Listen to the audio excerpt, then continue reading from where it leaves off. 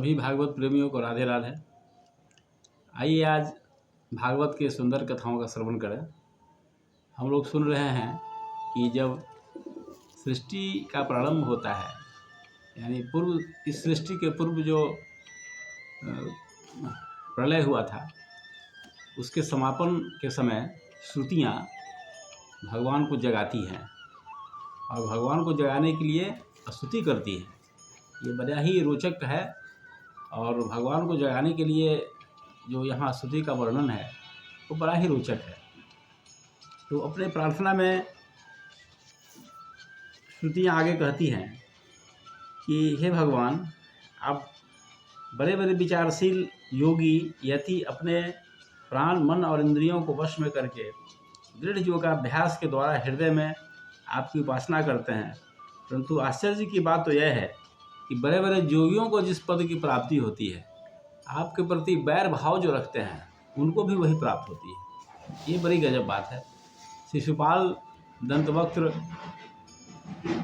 जैसे लोग जो भगवान के प्रति शत्रु का भाव रखते थे, शत्रुता का भाव रखते थे, वे उसको भी भगवान ने अपना परम पद प्रदान किया। तो ये कैसी विचित्र बात है, सुनने में तो बड़ा ही विचित्र लगती है। जो स्त्रियां अज्ञानवश आपको परिच्छिन्न मानती हैं और आपकी शेष नाग के समान मोटी, लंबी तथा सुकुमार भुजाओं के प्रति काम भाव से आसक्त रहती हैं, जिस परम पद को प्राप्त करती है वही पद हम श्रुतियों को भी प्राप्त होता है। जो पद वेदों को प्राप्त होता है वही भाव उन स्त्रियों को जो भगवान के प्रति काम भाव रखती है। ये कैसा विचित्र विधान है भगवान का। बस इतना ही है कि मन जो है भगवान में लगा रहे। भगवान के यहाँ का यही नियम है, चाहे जिस भाव से भी हो, आपका मन भगवान में आसक्त होना चाहिए, तो भगवान उसका कल्याण कर देते हैं। ये इन बातों के साथ श्रुतियाँ स्मरण कर रही हैं भगवान की स्तुति कर रहे हैं। आगे कह रही हैं कि हे भगवान, आप अनादि और अनंत हैं, जिसका जन्म और मृत्यु काल से सीमित है, तथा वह भला आपको कैसे जान सकता है।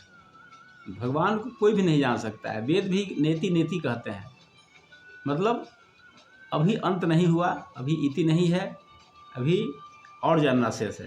तो जब वेद जिसको नहीं जान पाए उसको कौन जान सकता है। तो वेद भी नेति नेति कह देते हैं।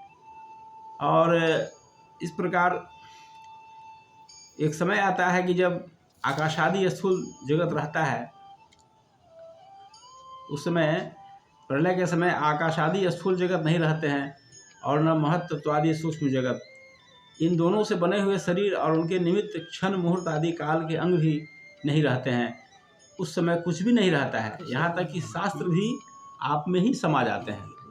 जब शास्त्र भी आप में समा गए तो फिर आपको कौन जान सकता है। ऐसी स्थिति में आपको जानने की चेष्टा न करके आपका भजन करना ही सर्वोत्तम मार्ग है।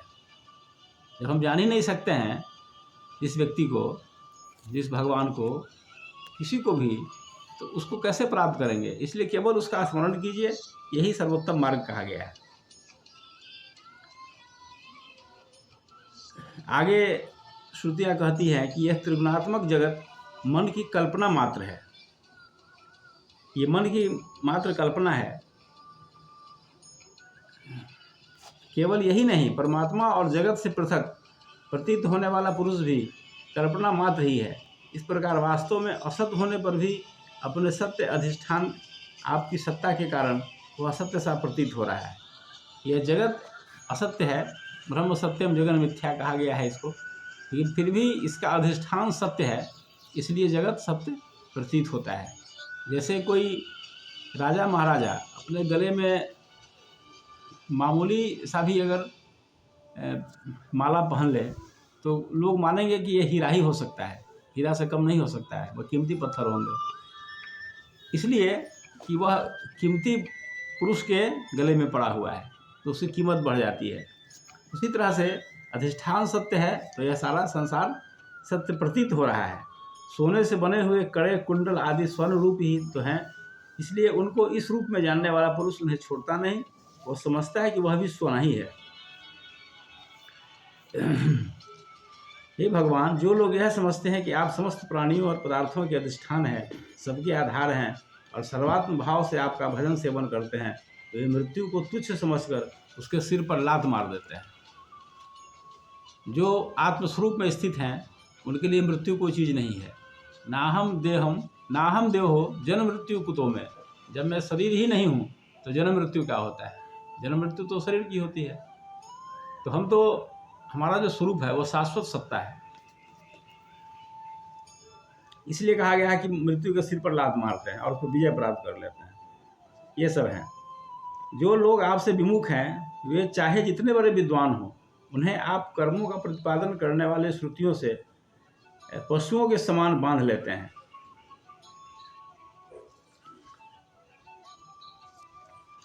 आगे कहते हैं कि जैसे छोटे छोटे राजा अपनी अपनी प्रजा से कर लेकर स्वयं अपने सम्राट को कर देते हैं, वैसे ही मनुष्यों के पूज्य देवता और देवताओं के पूज्य ब्रह्मा आदि भी अपने अधिकृत प्राणियों से पूजा स्वीकार करते हैं और माया के अधीन होकर आपकी पूजा करते हैं।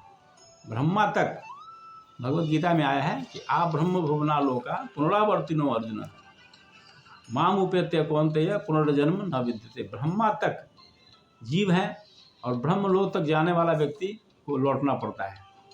यानी आने जाने की प्रक्रिया, जन्म और मृत्यु की प्रक्रिया ब्रह्मलोक तक है। ब्रह्मा जी की भी आयु समाप्त होती है तो वे मृत्यु को प्राप्त हो जाते हैं। कुछ भी शाश्वत नहीं है। ये हम लोग कहते हैं कि आमतौर पर लोग ऐसा सोचते हैं कि देवता अमर होते हैं। अमर कोई नहीं होता है, ये जान लीजिए।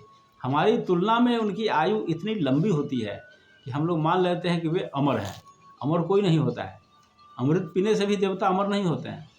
देवताओं की आयु लंबी भले हो जाए, वे अमर नहीं हो सकते हैं कभी भी। ये हमारा भ्रम है कि हम देवता को अमर मान लेते हैं। ऐसा कुछ नहीं है। और कहते हैं कि वे इस प्रकार आपकी पूजा करते हैं कि आपने जहाँ जो कर्म करने के लिए उन्हें नियुक्त कर दिया है वे आपसे भयभीत रहकर वहीं रहकर काम करें। हे नित्य मुक्त, आप मायातीत हैं, फिर भी जब अपने ईक्षण मात्र से, संकल्प मात्र से माया के साथ क्रीड़ा करते हैं तब आपका संकेत पाते ही जीवों के सूक्ष्म शरीर और उनके सुप्त कर्म संस्कार जग जाते हैं। आप, हे प्रभु, आप परम दयालु हैं। हे भगवान, आप नित्य एक रस हैं। यदि जीव असंख्य हो और सबके सब नित्य एवं सर्वव्यापक हो तब तो वे आपके समान ही हो जाएंगे। फिर जीव में और आप में क्या फर्क हो जाएगा? यहाँ ये श्रुतियाँ कह रही हैं। उस हालत में वे शासित हैं और आप शासक। यह बात बन ही नहीं सकती और तब आप उसका नियंत्रण कर भी नहीं सकते। आपका नियंत्रण, उनका नियंत्रण आप तभी कर सकते हैं जब वे आपसे उत्पन्न एवं आपकी अपेक्षा न्यून हो। जो लोग ऐसा समझते हैं कि हमने जान लिया, उन्होंने वास्तव में आपको नहीं जाना। कि उन्होंने तो केवल अपनी बुद्धि के विषय को जाना है जिससे आप परे हैं। जो बुद्धि से परे हैं, हम लोग ज़्यादा से ज़्यादा कोई चीज़ बुद्धि के द्वारा ही सोच सकते हैं। बुद्धि की भी एक सीमा होती है। विज्ञान जगत ने भी इसे स्वीकार किया है। और जो बुद्धि से परे है उसको फिर बुद्धि से जानने का प्रश्न कहाँ उठता है? तो जो बुद्धि से परे भगवान को हम कैसे समझ सकते हैं? इसलिए केवल उनकी भक्ति कीजिए, इससे ज़्यादा कुछ नहीं हो सकती है। प्रकृति और पुरुष दोनों ही अजन्मा है, अर्थात उनका वास्तविक स्वरूप जो आप हैं कभी वृत्तियों के अंदर उतरता नहीं, जन्म लेता नहीं। अज्ञान के कारण प्रकृति को पुरुष और पुरुष को प्रकृति समझ लेने से, एक का दूसरे के साथ संयोग हो जाने से, जैसे बुलबुला नाम की कोई स्वतंत्र वस्तु नहीं है, परंतु उपादान कारण जल और निमित्त कारण वायु के संयोग से उसकी सृष्टि हो जाती है। प्रकृति में पुरुष और पुरुष में प्रकृति का अभ्यास हो जाने के कारण ही जीवों की विविध नाम और गुण रख लिए जाते हैं। तो इस तरह से वेद स्तुतियाँ कर रही हैं। अभी और भी है, हम चाहते हैं कि संक्षिप्त में इसका वर्णन आपको करें, आप इसे सुने समझें। और हमारा ये प्रयास अगर आपको अच्छा लगे तो आप ज़रूर लाइक करें, एक दूसरे को शेयर करें। और मेरा चैनल अगर नहीं सब्सक्राइब किए हैं आप सब्सक्राइब कर लीजिए। इस तरह से हमारे आपके बीच एक संबंध भी बना रहेगा और आपको हम भगवान के पावन कथा का श्रवण कराते रहेंगे, एक उद्देश्य को लेकर। मेरा कोई भौतिक लक्ष्य नहीं है, बस मेरा लक्ष्य ही है कि भागवत पढ़कर सुनकर हर प्राणी का कल्याण हो, दूसरा कुछ नहीं चाहिए। धन्यवाद।